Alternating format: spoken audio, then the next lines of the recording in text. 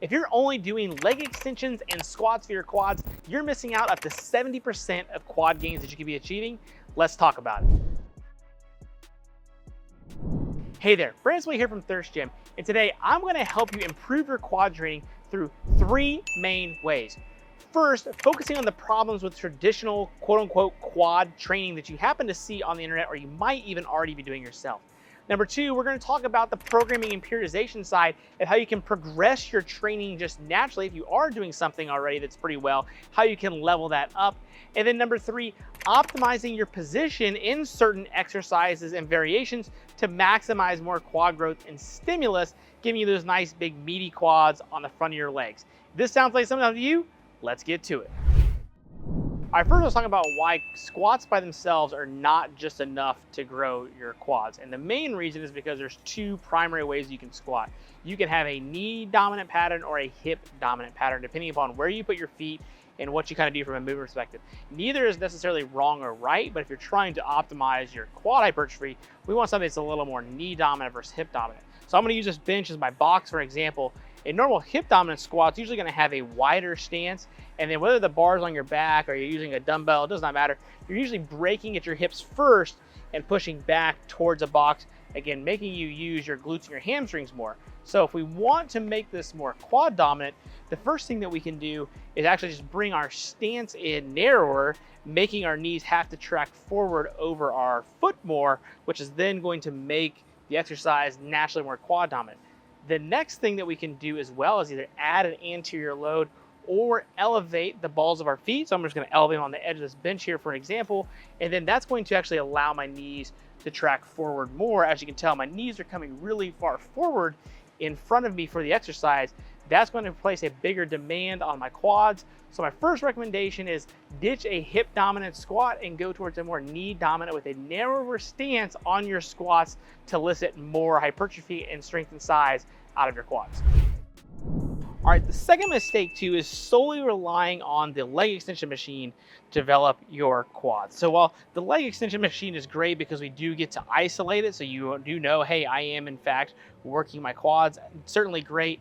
The pitfall here is that it's just a single joint exercise, right? We're just doing the knee extension, which again, cannot necessarily be a bad thing, but you are going to be limited in terms of the amount of load that you can use, and we're not getting a multi-joint exercise. The other pitfall is too, you may not just have access to a leg extension, right? If you're training in a commercial, or not in a commercial gym or in a garage gym, or using bare bones equipment, you may not have access to one of these. So well, if you definitely have access to one of these, I highly recommend using it.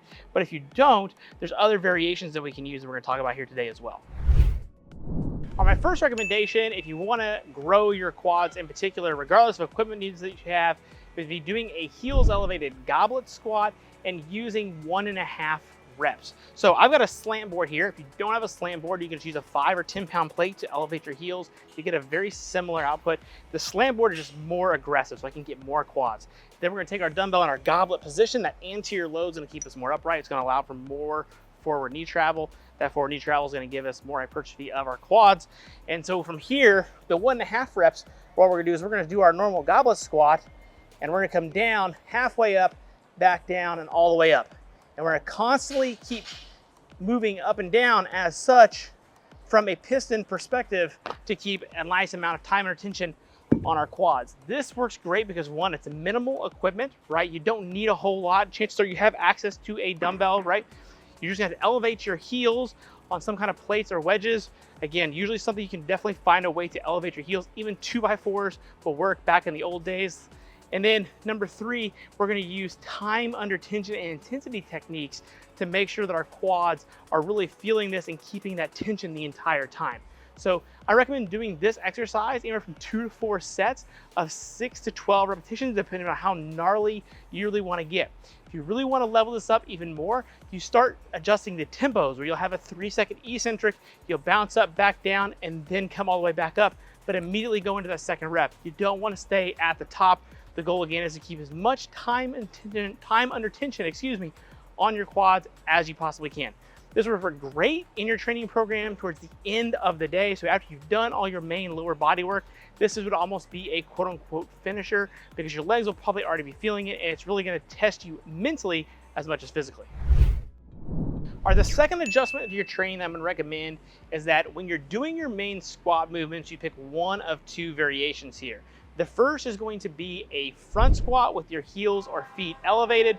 This would be my go-to if you're really after developing your quads here, because it's gonna be a nice blend of a heavy load. So that anterior load is gonna be limited compared to a normal back squat, but having it anteriorly is going to give us more quad stimulation, and by using the ramp, same thing, more forward knee travel, more quads, and we can bury the exercise. With the front squat, because of the way the anterior load works, it opens up the backside. It's gonna allow us to squat deeper and lower. So again, if you're really after your quads, just go with a good old-fashioned cross grip here, come into your front squat, go to that ramp if you have it, or elevate your heels on whatever you happen to have access to, and then go down as low as you can, and then back up.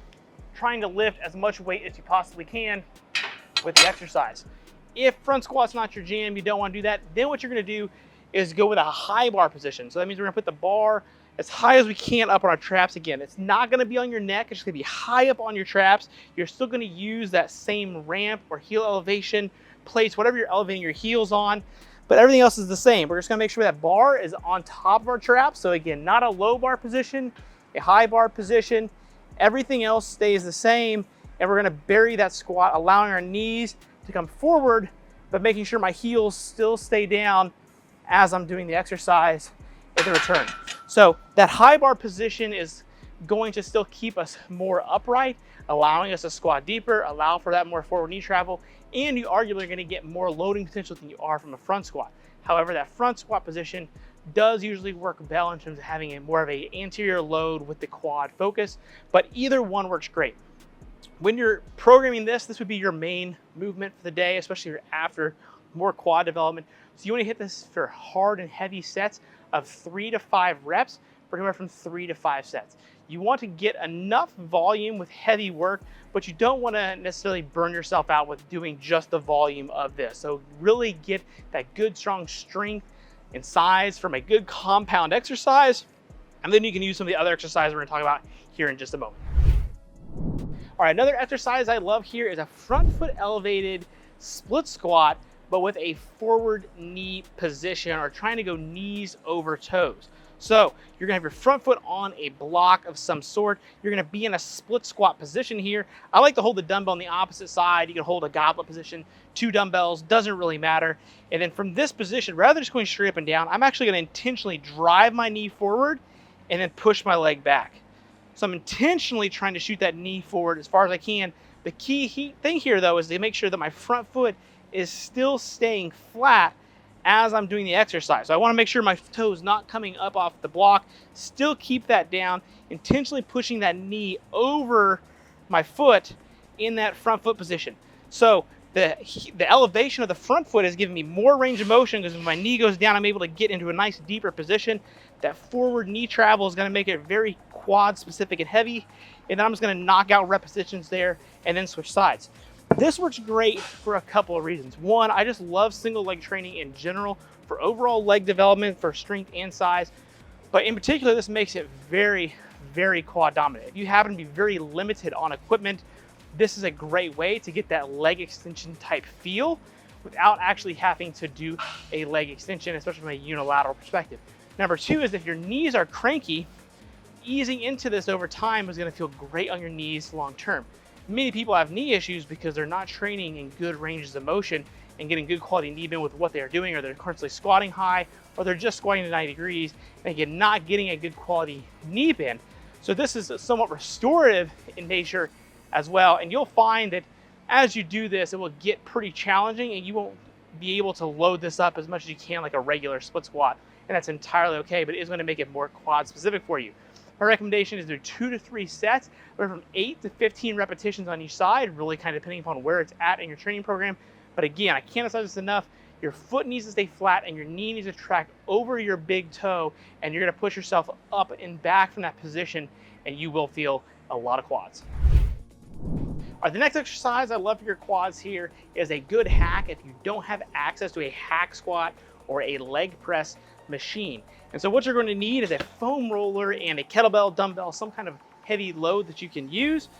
What we're going to do is you're going to take the foam roller, you're gonna place it up against the wall, and then you're gonna place your back up against the foam roller here. And ideally you want this right around the middle portion of your back. Your feet are gonna go with that close stance as we kind of talked about earlier in terms of getting more quad activation from our squat patterns. We're gonna take that kettlebell, dumbbell, whatever we're holding, hold that out in front of us. Now what we're gonna do is we're just perform a regular squat, but I'll make sure my tension in my back is always pushing into this foam roller. I don't want the foam roller to drop. We're gonna use the foam roller as an axis to way to roll us down the wall and get into a nice deep squat position. So from here, all the way down and push back up. Down, allowing knees to come forward and driving back. Trying to keep that tension in my quads as I'm doing the exercise. So notice, because the anterior load and because of the foam roller, I'm able to get incredibly low. Big stretch here on the quads. Knees are still able to come forward. And then I'm just gonna keep constant tension on my quads while I'm doing that exercise. Again, add the load up as much as you need to. If you really wanna spice it up, elevate your heels in some place or that squat wedge like we've done with many of the other exercises. This also works great because you're having to push yourself up and backwards into the wall, getting more of that leg press or hack squat like feel as if you were on a machine. So I really like this exercise, again, more as a finisher after the majority of my training work is done.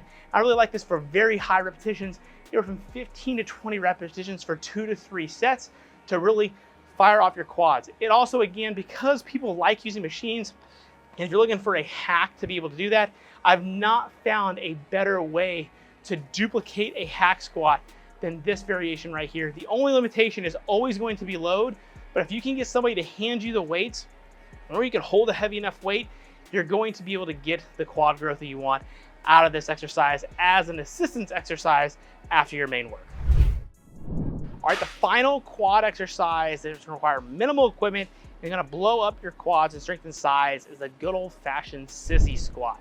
Now, this exercise has been pushed and touted as being terrible for your knees way back in the day.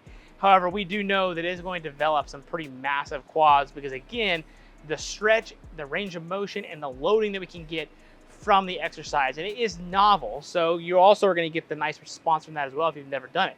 I personally like holding onto a rack to be able to do this exercise, and then my feet going with that narrow stance and I'm up on my toes. And then what I'm going to do from here is lean backwards, allow my knees to go as far forward as I can as I walk myself down here and then push myself back up. So you're trying to get your body as parallel to the floor as possible and then push yourself back up. So walking yourself down and then extending. This is another great way to hack out your leg extension machine. If you don't have one, you're going to get a very similar feel. However, you're going to feel a big stretch there on your tendons there at your knees, and then you actually try to push yourself open and away from this.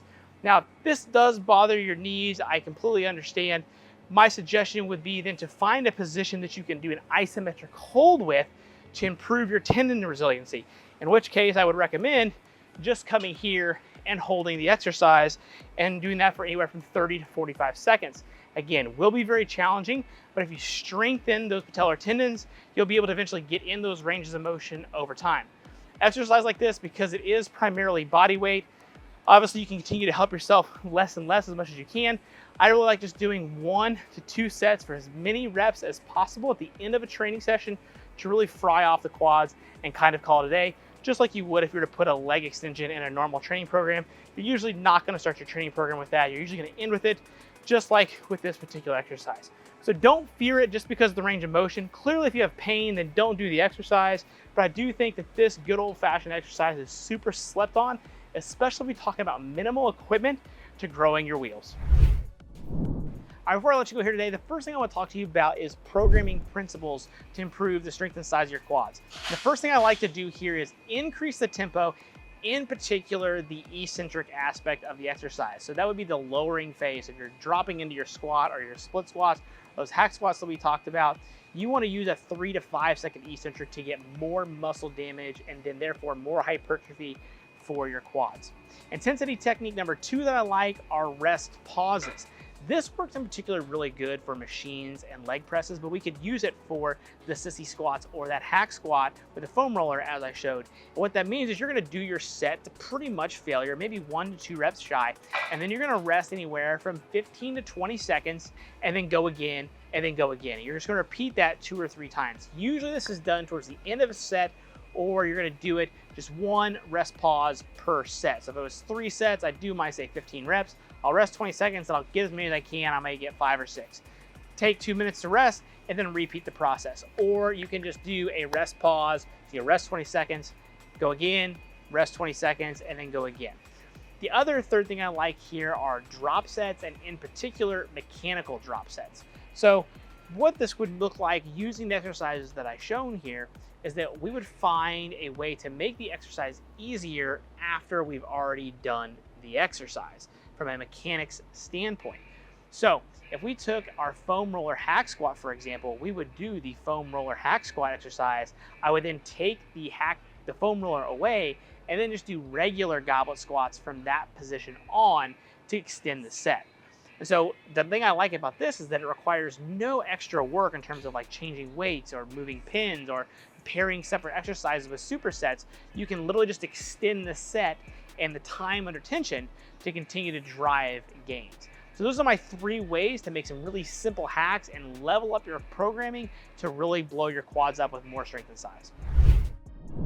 All right, one other thing that I want to talk about are common mistakes that I see that could be hurting your ability to make more quad gains. And the first one, if you've not noticed, is going to be ankle mobility. If you have more ankle mobility, you're going to be able to get your knees further over your toes. And by doing so, you're going to get a better stretch and a better range of motion from your squatting patterns, allowing you to get more quad strength and size. So if you have really poor ankle mobility, make sure you address that, as will make these exercises more effective.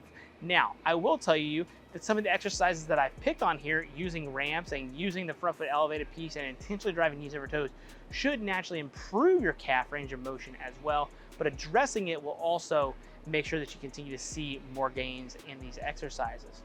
And the second thing I'm going to make sure that you understand here from a technical issue is not going low enough with your exercises. So if you've not caught on to the theme of this exercise, range of motion is a big thing to drive hypertrophy, in particular for the quads.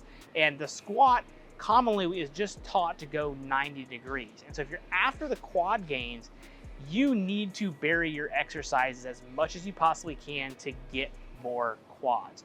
Yes, you probably will see some hits to some of the loads that you're able to use, but if you're using time under tension and you're getting a big quality range of motion and still pushing exercises as close to failure as possible, leaving maybe 1 or 2 reps in the tank, your quads will see tremendously more progress. And number 3, kind of as a bonus feature, is there's just not enough frequency in people's training programs. If your quads are a focus of something you want to bring up or develop, you need to address them more frequently. So just having 1 day of specific quad training is probably not the way to go. The goal is going to be to take that volume and add just a little bit more and spread it out over 2 or 3 days. 1, it's going to be easier to recover from, and number 2, you're going to be able to stimulate the muscle more frequently. You should be able to recover from a training session every 3 to 5 days. And so if you're able to do this, say on Mondays and Fridays, theoretically you should be recovered going into each training session, especially if you do a little bit less on Friday than you normally do on Monday, allowing for the recovery over the weekend. And getting more stimulus consistently over time with heavy loads and big ranges of motion is a surefire way to make sure you grow your quads. So out of these exercises, which ones have you not seen before? Let me know in the comment section below. Secondly, I'd like to challenge you to just put in 1 to 2 of these exercises, if they aren't already in your training program, to put them in your training program and see how they aid your quad development in particular. Me personally, I really love the foam roller hack squat. I think it's super slept on. Not very many people know about it, and I always feel my quads the next day after I'm done training. Lastly, if you happen to take one awesome thing away from this video, do me a favor, hit that like button, and if you're not already, hit that subscribe button as well, where I drop new videos every single week to help you with your strength conditioning, sports performance, and overall strength-based training.